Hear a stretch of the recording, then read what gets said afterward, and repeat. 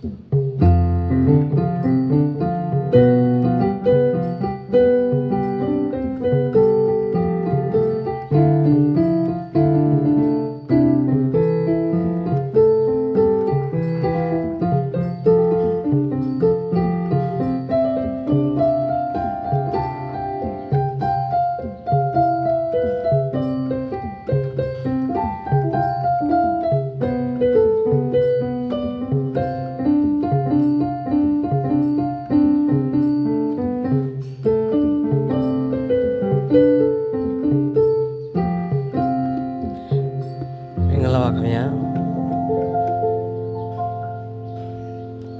ျွန်တော်ဒီနေ့ဆက်လက်မျှဝေပေးမှာတော့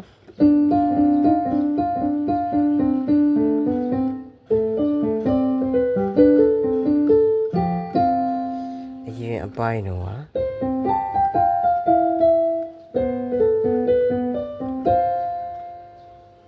ဒီနေ့ကတော့စမယ်ပေါ့နော်ဒီမှာလက်တကြွယ်သုံးလဲအဆင်ပြေတယ်လက်ကလေးသုံးလဲအဆင်ပြေတယ်ဒါညာဘက်ပေါ့ဘယ်ဘက်ကတော့လက်ညှိုးနဲ့လက်မနေ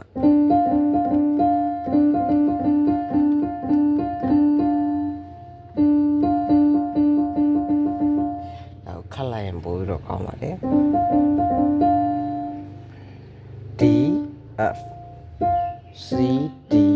F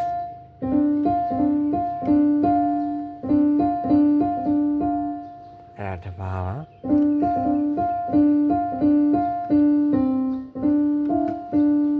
နောက်တစ်ပါးက C D F ပြီးတော့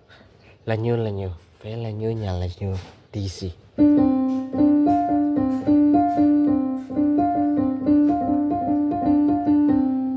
ဘာဖြစ်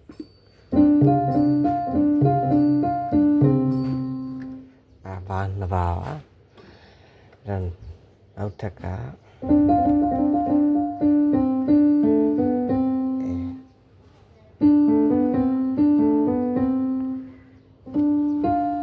CDF ပြီးတော့ဒီမှာလက်ညှိုးနှချောင်း DC ပြီးတော့နောက်တစ်ခုကဒါလေးကလက်ပူးလေးပေါ့